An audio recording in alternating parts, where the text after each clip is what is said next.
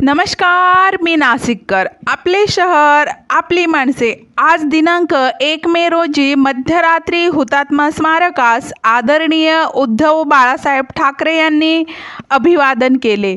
महाराष्ट्र दिनानिमित्त मुंबईतील हुतात्मा चौक येथे संयुक्त महाराष्ट्र चळवळीतील 108 हुतात्म्यांच्या स्मृतीस पुष्पचक्र अर्पण करून भावपूर्ण अभिवादन केले.